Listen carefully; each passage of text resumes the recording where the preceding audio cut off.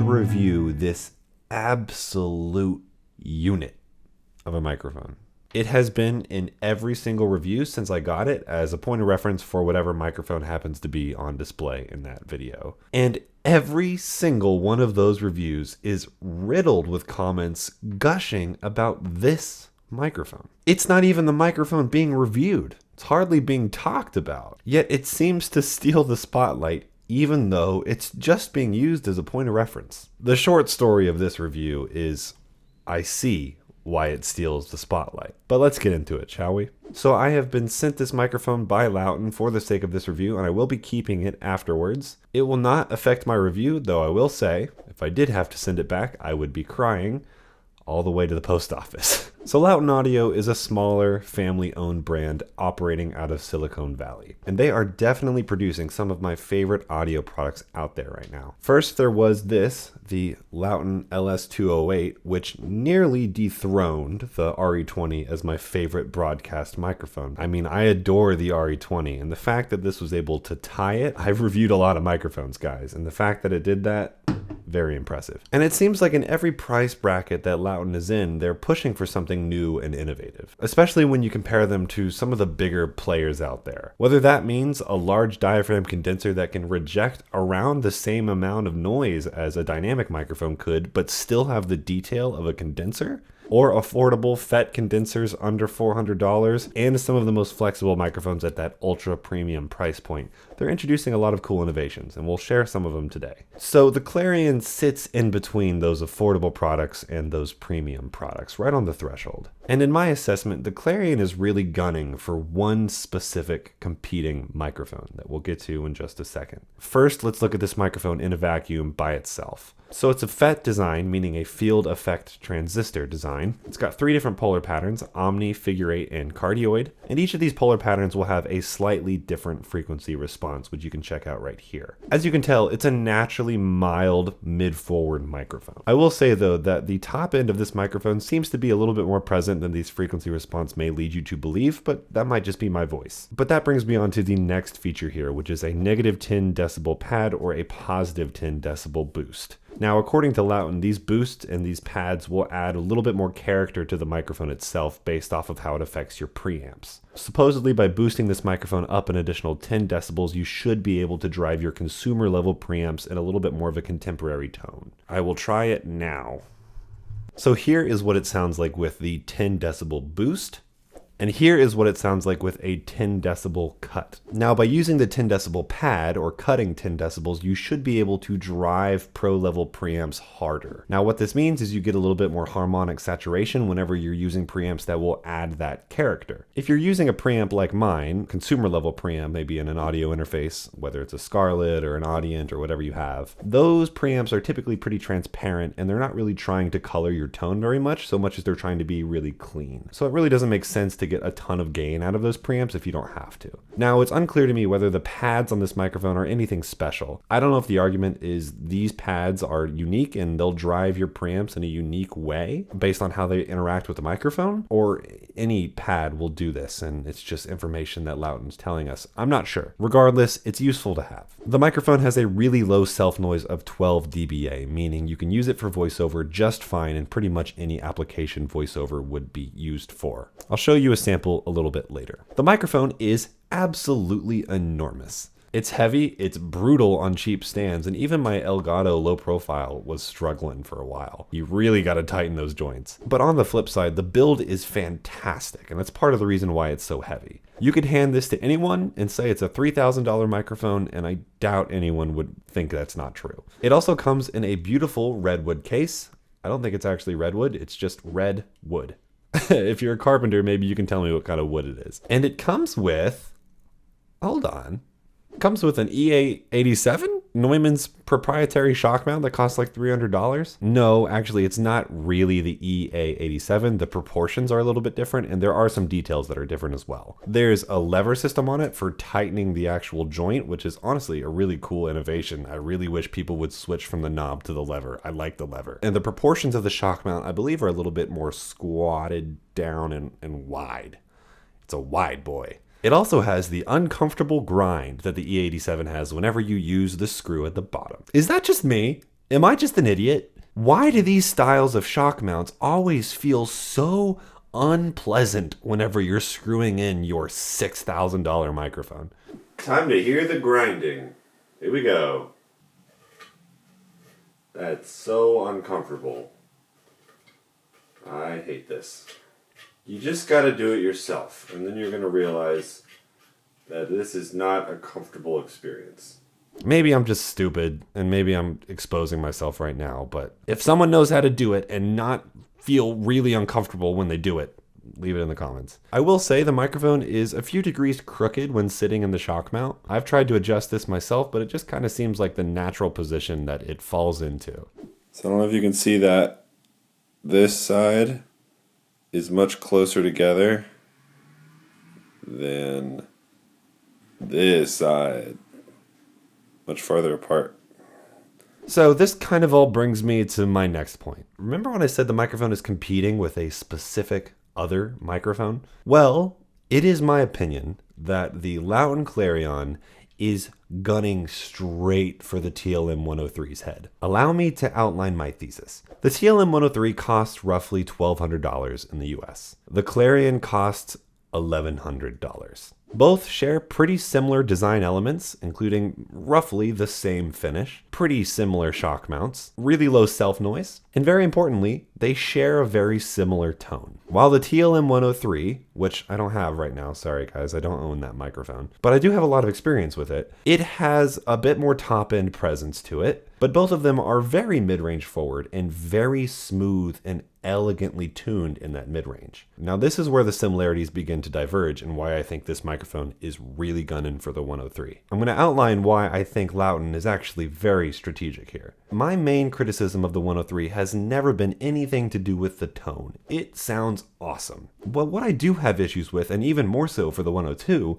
is the lack of really any true support that comes with the microphone. Beyond a hard case that you get with the 103 and a mic clip, there's nothing else you get. I've always made the argument that the TLM 103 is kind of an in-game microphone for home studio users. I don't see a lot of people venturing beyond the $1,000 bracket for a microphone to use in a home studio. And for that price, the 103 gives you the Neumann tone for sure, but not much else. The shock mount is an additional $200 to $300, depending on where you're at. And while the 103 tone is brilliant, there aren't really many tone crafting tools on the microphone itself. You get the tone that the 103 gives you, and that's about it. While on the other hand, the Clarion comes in at $100 less, with pretty much the same shock mount as you would pay $300 for on the Neumann, 2 tone shifting pad options, and 2 additional polar patterns, and a tone that is equally as amazing, if not more so.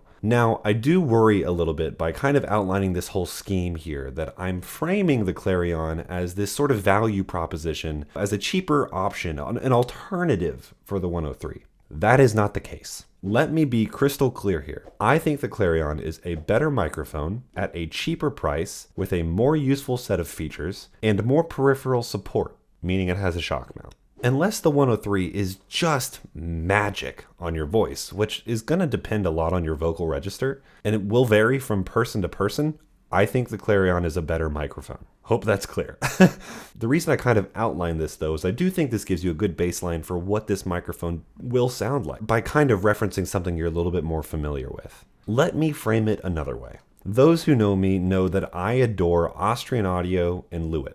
I think they make fantastic mics. I think I've gone on record as saying that kind of the soul of the Austrian pro audio movement exists with those two companies. They are what AKG left behind. If you don't know, AKG got bought by Samsung and they closed all the offices in Austria and Vienna. So they're kind of pushing that needle forward. Well, guys, Sennheiser owns Neumann. Now that's not as dramatic of a buyout, but it's still a massive corporation. And to me, Lauten is to Neumann what Lewitt and Austrian Audio are to AKG. Taking that soul, that essence of a legendary brand and improving on it. Innovating where larger companies won't be as quick to do so. That doesn't mean they won't get there, but they certainly aren't as nimble as a small family-owned company. Neumann should be scared.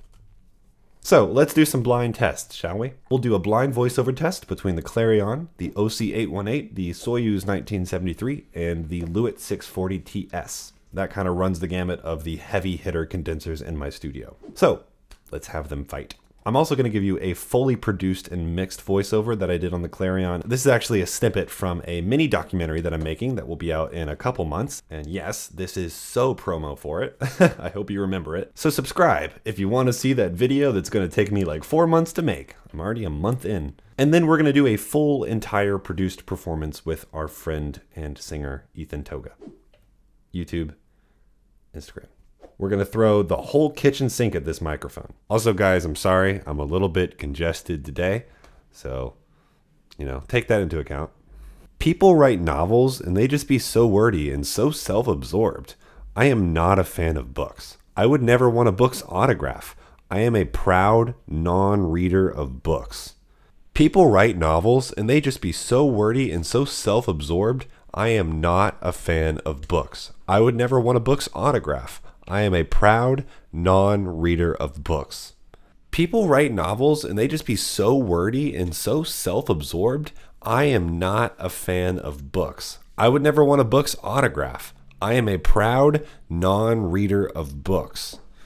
People write novels and they just be so wordy and so self-absorbed. I am not a fan of books. I would never want a book's autograph. I am a proud non-reader of books.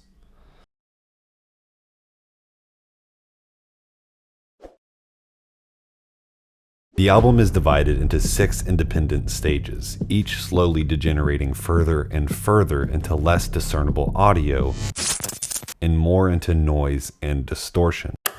The 6 different stages represent the stages of dementia and their corresponding perception of the world around you. This corrosion of the world around you is also represented through the 6 pieces of album art by Ivan Seal. As the stages of dementia worsen, each piece becomes less and less recognizable as an identifiable object. Again, representing... Hi, what's up? It's me from the future here, coming at you with very wet hair. So you're going to hear an A-B between the mixed vocals and the raw vocals. But we did not do much. Really, we thought the Clarion sounded just fine as it is. And if you wanted to check out the entire performance, Ethan, the singer you guys might know from this channel, has started his own YouTube channel. And the full performance and the story behind the performance is all there. I really think you guys should go check it out and put a name and a personality behind the voice that you've heard on the channel.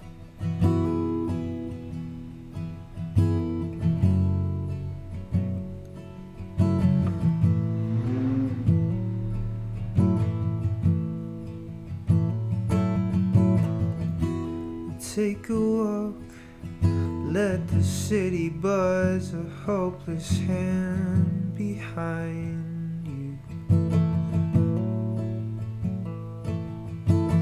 And shake it off, the weight that you had borne, but come to find you. Share the load with a million weary hearts poised and ready for the fall, but a million windows make you feel so small. So take a seat, extol the virtues hidden in these streets.